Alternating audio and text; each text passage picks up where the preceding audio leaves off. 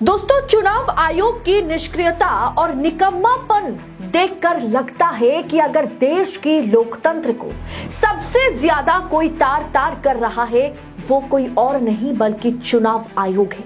क्योंकि चुनाव आयोग के सामने दिल्ली में खुलेआम चुनावी वोट खरीदे जा रहे हैं।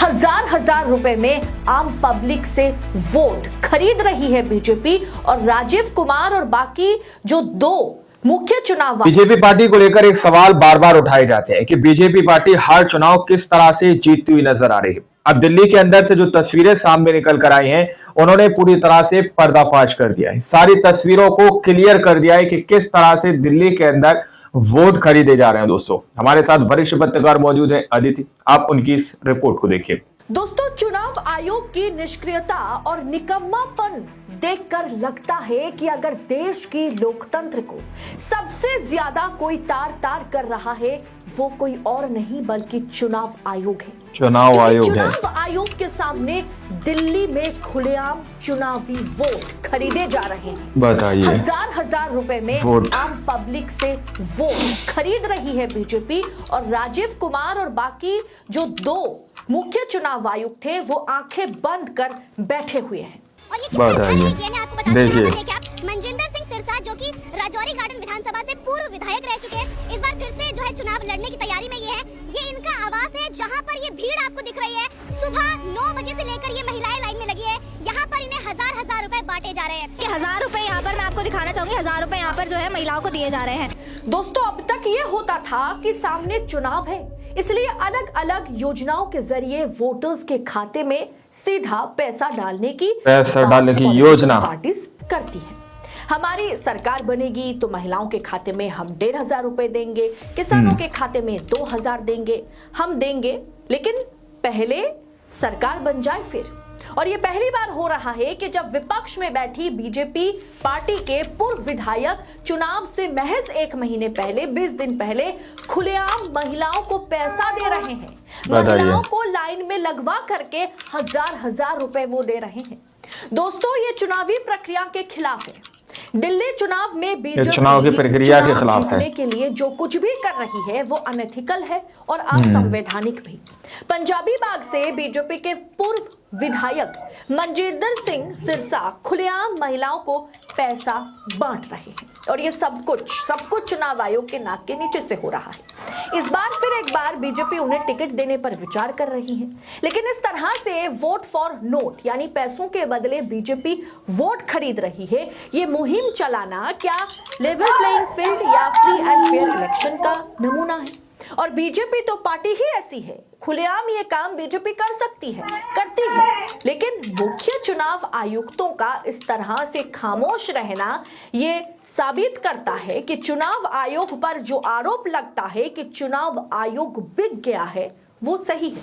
वो सही है, इसमें कोई दो राय नहीं है। यानी कि इन तस्वीरों को देखकर ये क्लियर हो रहा है। लाखों वोटर्स के नाम हटाए जा रहे हैं जो चुनाव में पक्ष को नहीं शायद विपक्ष को, यानी आमतौर पर बीजेपी को नहीं शायद आम आदमी पार्टी को या कांग्रेस को चुन सकती है। ऐसे वोटर्स के नाम जो है लिस्ट से गायब किए जा रहे हैं, नाम काटे जा रहे हैं। बताइए, मुख्यमंत्री ये हालात है। और आम आदमी पार्टी के राष्ट्रीय संयोजक यानी कि अरविंद केजरीवाल ने आरएसएस प्रमुख मोहन भागवत को एक लेटर लिखा। उन्होंने भागवत से 4 महत्वपूर्ण सवाल पूछ लिए। दरअसल हाल ही में हमने देखा कि मोहन भागवत मोदी पर लगातार या मोदी सरकार पर बीजेपी पर लगातार कटाक्ष करते हुए नजर आ रहे हैं। तो इसलिए केजरीवाल ने उन्हें एक लेटर लिखा क्योंकि उधर मोहन भागवत भी नरेंद्र मोदी को, अमित शाह को पाठ पढ़ा रहे हैं किस तरीके से सरकार चलाने की जरूरत है, किस तरीके से देश चलाने की जरूरत है। अब ऐसे में केजरीवाल ने उनसे 4 सवाल पूछ लिए। केजरीवाल ने पूछा कि भाजपा नेता पैसे बांट रहे हैं, पूर्वांचली और दलित लोगों के नाम कटवाने का भी प्रयास बीजेपी सरकार कर रही है, वोट खरीद रही है। क्या आरएसएस को नहीं लगता कि भाजपा लोकतंत्र को कमजोर कर रही है? ये सवाल पूछे केजरीवाल ने, 4 सवाल। लेकिन ये सवाल बीजेपी से ज्यादा, क्योंकि बीजेपी जैसी पार्टी है, इस तरह की काम बीजेपी करती है। हमने पिछले दिल्ली चुनाव में देखा था कि किस तरीके से हिंदू मुसलमान किया गया था, किस तरीके से पूरे दिल्ली को दंगे में झोंक दिया गया था। अब ऐसे में इस बार खुलेआम पैसा देकर के वोट खरीद रही है बीजेपी। दिल्ली के अंदर खुलेआम। आखिर इतना पैसा उनके पास आ कहां से रहा है और इतने पैसे वो खुलेआम बांट रहे हैं। जिस तरह की तादाद में भीड़ इकट्ठी हुई है, जिस तरह से महिलाएं वहां पर मौजूद हुई हैं, देखकर लगता है कि हर दिन वो 10-12 लाख जो है महिलाओं के पीछे खर्चा करने वाले हैं, खर्चा कर रहे हैं, ज्यादा तो कम नहीं। अब ऐसे में कहां है ईडी, कहां है सीबीआई, कहां है इनकम टैक्स? पूर्व विधायक के पास इतने पैसे आखिर आया कहां से है कि वो इस तरह से लुटा सकते हैं? क्या अब ईडी जो है वो अंधी हो गई है? क्या अब सीबीआई, इनकम टैक्स के ऑफिसर्स जो है इस पर कार्रवाई करने से क्यों पीछे हट रहे हैं? अब दोस्तों, क्यों इस पर एक्शन नहीं ले रहा, ये सवाल है दोस्तों। अरविंद केजरीवाल ने ये सवाल पूछा तो दिल्ली के जो भाजपा अध्यक्ष है ना, वीरेंद्र कुमार सचदेवा, उन्होंने क्या कहा? कुमार सचदेवा ने कहा कि आपकी औकात नहीं है कि आप आरएसएस या संघ चालक से बात भी कर सके। जब आप कनाडा में आतंकवादियों से पैसा लेते हैं तो क्या आरएसएस प्रमुख से पूछते हैं? तो क्या भारतीय जनता पार्टी, चलिए ठीक है, ये तो आरोप प्रत्यारोप है, जवाब पलटवार है, लेकिन सवाल ये है कि आखिर इतना पैसा कहां से आ रहा है? कहां से आ रहा है भारतीय जनता पार्टी विधायक को?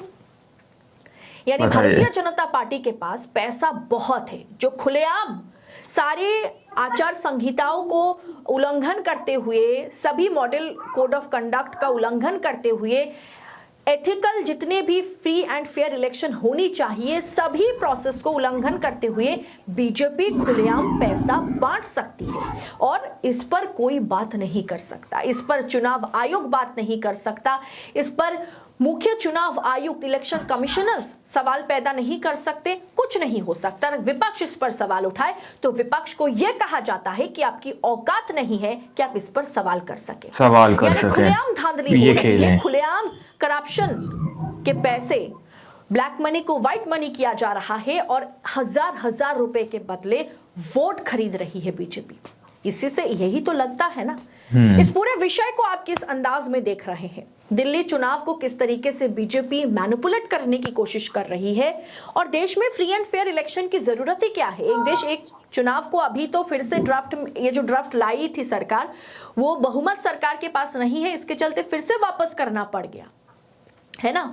अब एक देश एक चुनाव ही लागू कर दो, एक ही पार्टी है, वही चुनाव लड़ेगी, वही जीतेगी, दूसरे की जरूरत ही नहीं है, क्योंकि लेवल प्लेइंग फील्ड जो है वो तो विपक्ष को दिया नहीं जा रहा है।